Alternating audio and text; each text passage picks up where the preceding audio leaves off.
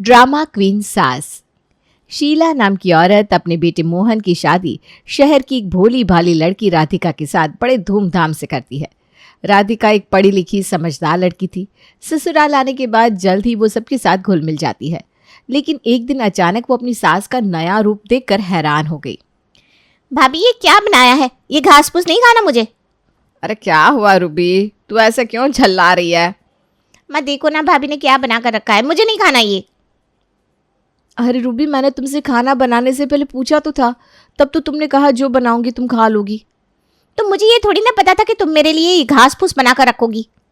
अरे क्यों रही, जब तुझे पता है मेरे बेटे को ये सब पसंद नहीं है तो तू उसके लिए कुछ और नहीं बना सकती थी क्या? माँ जी, मैं खाना बनाने से पहले सबसे पूछती हूँ ना, तब कोई कुछ नहीं कहता, लेकिन बाद में सबके नखरे होते हैं। क्या कहा करम जली, हम सब नखरे दिखाते हैं? अब तू देख।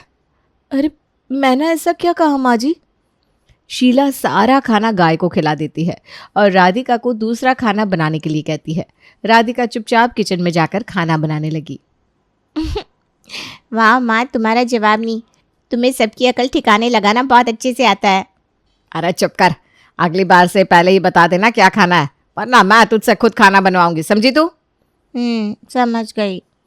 शीला की बात से रूबी नाराज हो जाती है। कुछ दिन बाद राधिका के ससुराल में कुछ खास मेहमान आते हैं जो कि मुकेश के पुराने दोस्त थे। मुकेश उन लोगों के साथ बैठकर बातों में व्यस्त हो गया।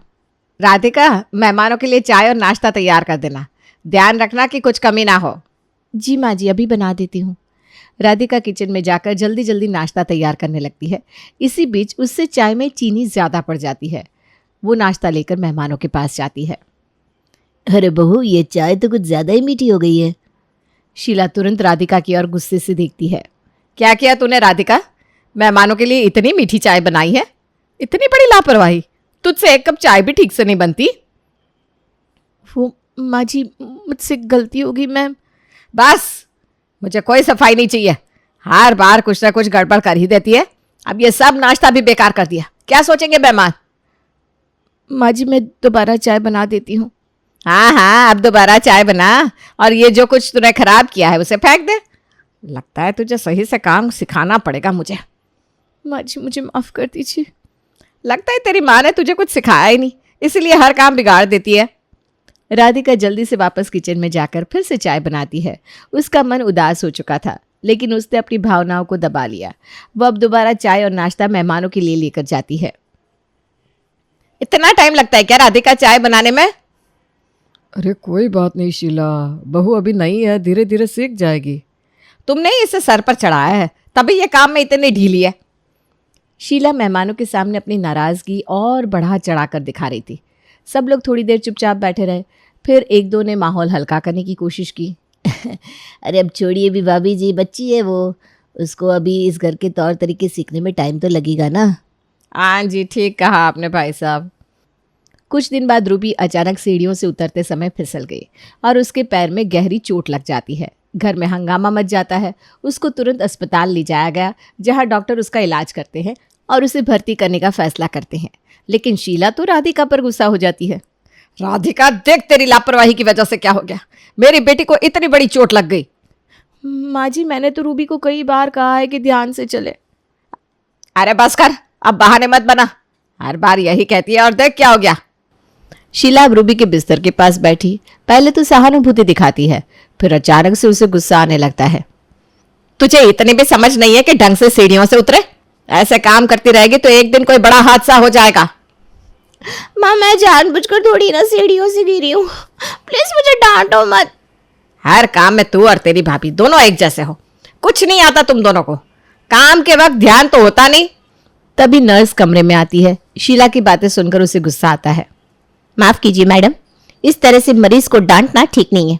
वो पहले ही दर्द में है और आपकी बातें उसकी हालत और खराब कर देगी। अगर आप उसे आराम नहीं दे सकती तो कृपया बाहर जाए।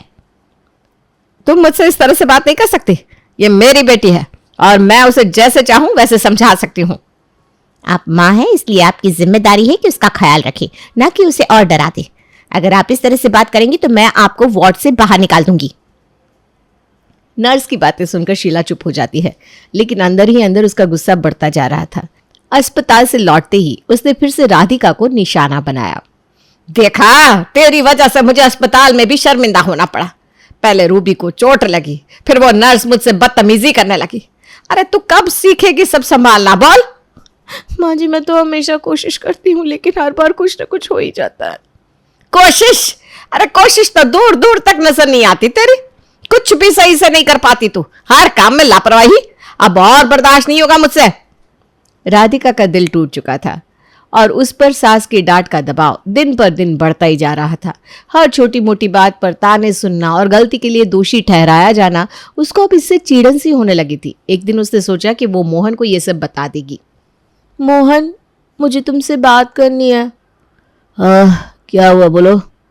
माँ जी ना हर बात पर मुझे बहुत सुनाती और डांटती है, जिसके डर से मुझसे कोई काम ठीक से नहीं हो पाता है। अब मैं क्या करूं? अरे माँ का स्वभाव ही ऐसा है, दिल पर मत लो। ये सब तो हर घर में होता है। हाँ, लेकिन मैं हर कोशिश करती हूँ, फिर भी सब गलत कैसे हो जाता है? अरे तुम इसे इतना सीरियसली क्यों ले रही हो? थोड़ा ध्यान से काम करोगी तो सब ठीक हो जाएगा। राधिका को मोहन से ये उम्मीद नहीं थी। उसे लगा था कि मोहन समझेगा, लेकिन उसने तो बात को टाल दिया। मोहन, मुझे लगा था कि तुम मुझे सपोर्ट करोगे, लेकिन मैं माँ के खिलाफ नहीं बोल सकता। वो सोच समझ के ही कुछ कहती होंगी। चिंता ना करो, वक्त के साथ सब ठीक हो जाएगा। मोहन की बात सुनकर राधिका समझ गई थी कि अब ये लड़ाई तो उसे खुद ही लड़नी होगी। मोहन उसकी कोई मदद नहीं करेगा। एक दिन राधिका के मायके से फोन आया। महीनों बाद माँ की आवाज सुनकर उसकी आंखें नम हो गई। हेलो माँ, कैसी हो? मैं तो ठीक हूँ बेटा, तू बता कैसी है? और मेरी नाती की क्या हाल है? अच्छी हूँ माँ, आपका नाती यहीं पास में ही खेल रहा है। लेकिन जैसे ही उसने बात शुरू की, शीला के हंसने की तेज आवाज सुनाई दी। पड़ोस की सविता उसके पास बैठी थी और दोनों गपशप में व्यस्त थी। अरे ये बहुएं तो बस दिखाने के लिए काम करती है, असली काम तो हमें ही करना पड़ता है। सही कह रही हो शीला, हमारे जमाने की बात ही कुछ और थी। अरे इसीलिए तो मैं अपनी बहू को कोई छूट नहीं देती। अच्छा। राधिका माँ से ठीक से बात भी नहीं कर पाई। बस 2 मिनट बात करने के बाद उसने फोन रख दिया। तभी अचानक आंगन में खेलते हुए उसका बेटा फिसल कर गिर गया और जोर जोर से रोने लगा। अरे देख, मेरा पोता गिर गया, कहाँ ध्यान है तेरा? माँ जी, मैं तो यही थी। चुप, बच्चे का भी ख्याल नहीं है तुझे? दिन भर फोन में लगी रहती है और यहाँ बेटा गिर गया। तेरी माँ ने तुझे कुछ सिखाया है कि नहीं? ना घर संभालती है ना बच्चे का ध्यान रखती है। माँ जी, मेरी माँ का फोन था, मैं तो बस 2 मिनट के लिए उनसे बात। शीला ने राधिका को कुछ कहने का मौका भी नहीं दिया। तू मेरे पोते का ध्यान भी नहीं रख सकती क्या? ऊपर से तुझसे कोई काम भी ठीक से नहीं होता। हाँ शीला, आजकल की लड़कियां ना कुछ नहीं सीख कर आती मायके से। इनको तो बस ऐशो आराम की जिंदगी चाहिए। अरे इसको कोई काम ढंग से करना नहीं आता सविता। माँ जी, भगवान के लिए मेरी माँ को कुछ मत बोलिए, इसमें उनकी क्या गलती है? अरे उनकी यह गलती है कि तुझे कुछ सिखाया नहीं। राधिका का दिल बैठ गया। वो अपने मायके से मिली थोड़ी सी राहत भी भूल गई। अब उसे यकीन हो गया था कि इस घर में उसकी कोई इज्जत नहीं है। उस रात राधिका अपनी माँ की बेइज्जती सोच सोच कर रोती रही। बस बहुत हो गया, अभी तक मैंने माँ जी को कुछ नहीं कहा, लेकिन आज तो उन्होंने अपनी हद ही पार कर दी। अब मुझे उन्हें सबक सिखाना पड़ेगा। राधिका ने अब फैसला कर लिया कि वो चुप नहीं बैठेगी। एक दिन जब फिर से शीला ने उसे बेवजह डांटा तो राधिका ने सीधे उसकी आंखों में देखकर जवाब देने का मन बना लिया। राधिका, ये सब क्या किया है तूने? घर के काम में इतनी लापरवाही, तुझे बार बार समझाना पड़ेगा क्या? माँ जी, मैंने सब काम ठीक से किया है।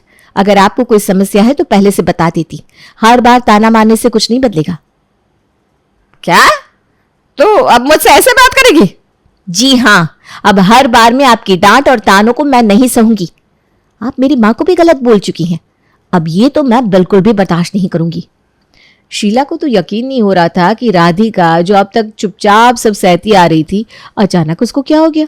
घर का माहौल अचानक से बदल गया। अरे करम जले, तू मुझसे ऐसे बात करेगी? मैं तेरी सास हूं, जो चाहूं वो कहूंगी। देखिए माँ जी, आप बड़ी हैं, इसलिए मैं आपसे इज्जत से बात करती हूँ, लेकिन इसका मतलब ये नहीं कि आप हर बार मुझे या मेरे परिवार को बेइज्जत करेंगी। अब मैं खामोश नहीं रहूंगी। शीला की आंखें गुस्से से लाल हो गई थी, लेकिन वो समझ गई कि राधिका अब सब कुछ चुपचाप सहने वाली नहीं है। घर के माहौल में सन्नाटा छा गया। तभी मोहन कमरे में आया। ये क्या हो रहा है यहाँ? माँ राधिका, तुम दोनों लड़ क्यों रही हो? देख मोहन, तेरी बीवी मुझसे कैसे बात कर रही है। मोहन, अब मैं किसी का कुछ भी नहीं सुनूंगी। अगर ये मुझे इज्जत नहीं देंगे तो मैं भी इनसे इज्जत से बात नहीं करूंगी। अरे अरे शांत हो जाओ राधिका, माँ का स्वभाव ही ऐसा है। नहीं मोहन, हर बार यही बोलकर तुमने मुझे शांत किया है, लेकिन अब बहुत हो गया। मुझे अब अपनी और अपने मायके वालों की इज्जत की लड़ाई खुद लड़नी होगी। मोहन भी चुप हो गया। अब वो समझ गया था कि राधिका का सब्र का बांध अब टूट चुका है और इसलिए अब वो अपनी बात रखने से पीछे नहीं हटेगी। देखो राधिका, मुझे लगता है कि तुमको आज माँ से इस तरह से बात नहीं करनी चाहिए थी। वाह मोहन, जब मैंने आपसे कहा था कि माँ जी मुझे और मेरे परिवार को हर वक्त सुनाती रहती है, तब तो आपने बोला कि ये उनका स्वभाव है। हाँ तो वो माँ की आदत है। तो ठीक है, मैंने भी अब से अपनी आदत बदल ली है। मैं फालतू के ताने नहीं सुनूंगी। राधिका अब शीला की किसी भी फालतू बात पर ध्यान नहीं देती थी और बस अपने काम से काम रखती। शीला को जब यह समझ में आया कि अब उसके तानों का राधिका पर कोई असर नहीं हो रहा तो वो और चिढ़ने लगी। अरे देखो तो क्या झाड़ू लगाई है तूने, इतने धब्बे हैं जमीन पर, अच्छे से साफ कर इसको। माँ जी, मैंने तो पूरी सफाई कर दी थी, फिर भी आपको गंदा लग रहा है तो मैं दोबारा कर देती हूँ। हर काम तुझसे कहकर करवाना पड़ेगा, खुद से नहीं कर सकती क्या? आप कहे तो अभी कर देती हूँ। अरे रहने दे, मैं खुद ही कर लूंगी, तुझसे तो कभी सही नहीं होगा। जैसी आपकी मर्जी, कर लीजिए। राधिका के इस बर्ताव से शीला को गुस्सा आने लगा।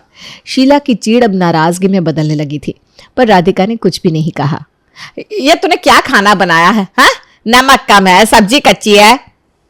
माँ जी, आप कहे तो नमक और डाल दूं? नमक से क्या होगा, खाना ही बेस्वाद है, कुछ और नहीं बन सकता था क्या तुझसे? आप बताइए क्या खाएंगे आप, अभी बना देती हूँ। तू हर बार सब कुछ बिगाड़ देती है। मैं कोशिश करूंगी कि अगली बार मुझसे गलती ना हो। क्या हो गया इसे? मेरी हर बात को इतने शांत होकर कैसे मानने लगी है ये? माँ, ये भाभी को अचानक क्या हो गया? अरे पता नहीं। राधिका के इस शांत व्यवहार से शीला खुद को असहाय महसूस करने लगी थी, क्योंकि राधिका अब अपनी सास की डांट को नजरअंदाज करने लगी थी। उसने अब ठान लिया था कि शांत रहकर वो सब सह लेगी जब तक सही वक्त नहीं आता। तभी अचानक, भाभी क्या कर रही हो? तुम काम खराब क्यों करती हो? मैं तो बस वही कर रही हूँ जो माँ जी चाहती हैं। हाँ हाँ, अब माँ का नाम लेकर खुद को सही साबित मत करो। तुम क्या कहना चाहती हो? लगता है तुम्हारे मायके में भी सब ऐसे ही करते होंगे भाभी, तभी तो तुम्हें कोई काम आता नहीं। रूबी की बात सुनकर राधिका को बहुत तेज गुस्सा आ गया। उसकी इस बात पर उसका सब्र टूटने लगा, लेकिन उसने खुद को संभाला। रूबी, तुम्हें मुझे ताने मारना है तो मुझसे बोलो, लेकिन मेरे मायके वालों को बीच में मत लाओ। क्यों भाभी, सच कहा तो मिर्ची लग गई। अगर मैंने कुछ कहा ना तो तुम बर्दाश्त नहीं कर पाओगी। अरे मैं भी देखती हूँ भाभी, तुम क्या कर लोगी मेरा। तभी शीला कमरे में आई और रूबी की बात सुनते ही राधिका पर गुस्सा करने लगी। क्या हो रहा है यहाँ? राधिका, तो अब रूबी से लड़ाई क्यों कर रही है? माँ जी, मैंने कुछ नहीं कहा, रूबी खुद ही मेरे मायके वालों को ताना मार रही है। रूबी, तो क्यों हर बार राधिका और उसके घर वालों को ताने मारती रहती है? हाँ माँ, मैं तो बस भाभी से मजाक कर रही थी। यह मजाक नहीं है रूबी, अगली बार तूने राधिका या उसके घर वालों को कुछ भी कहा तो तेरी जुबान खींच लूंगी, समझी? जी माँ, समझ गई। अब एक बार राधिका किचन में काम कर रही थी, तभी वहां अचानक से शीला आ जाती है। उसे देखकर राधिका का ध्यान भटक जाता है और जल्दबाजी में उससे कांच का बर्तन गिरकर टूट जाता है। आज तो मेरी खैर नहीं, अब माँ जी मुझे न जाने क्या क्या सुनाएगी। अरे कोई बात नहीं राधिका, तू जाकर दूसरे बर्तन में काम कर ले, तब तक ना मैं इसको बाहर फेंक कर आती हूँ। ये अचानक माँ जी को क्या हुआ? कल से इनका व्यवहार बदला बदला सुन क्यों लग रहा है? क्या सोच रही है राधिका? कुछ नहीं माँ जी। तभी मुकेश पीछे से आ जाता है और मजाकिया अंदाज में कहता है, बहू ये सोच रही होगी कि आज सूरज पश्चिम से कैसे निकल आया। नहीं पापा जी, ऐसी कोई बात नहीं है, मैं तो बस। कोई बात नहीं बेटा, कल मैंने तेरी सास को रात भर समझाया है, तब उसको समझ में आया कि बहू को बेटी बनाकर रखना चाहिए। इतने में ही रूबी और मोहन भी वहां आ जाते हैं। लेकिन पापा, माँ तो अपनी बेटी को भी नहीं छोड़ती है। ये तूने सही कहा रूबी। ऐसा नहीं है, माँ को हमेशा सब गलत समझते हैं, लेकिन माँ कभी किसी को फालतू में नहीं सुनाती। हाँ, बस उनका स्वभाव थोड़ा सा कठोर है, लेकिन मेरी माँ दिल की बहुत साफ है। देखा, कोई भी नहीं, सिर्फ मेरा बेटा मुझे अच्छे से पहचानता है, बाकी सबको तो मैं और मेरी बातें हजम ही नहीं होती। लेकिन हाँ, मैंने राधिका के साथ पिछले दिनों बहुत गलत किया। अरे नहीं माँ जी। अरे नहीं बहू, यही सच है, लेकिन अब से मैं तुझे कभी तेरे घर वालों को लेकर ताना नहीं दूंगी। शीला की ये बातें सुनकर राधिका खुश होकर शीला के पैर छूती है और शीला उसको गले लगा लेती है। धीरे धीरे उन दोनों के बीच सब कुछ सही हो जाता है और घर में वापस खुशहाली आ जाती है।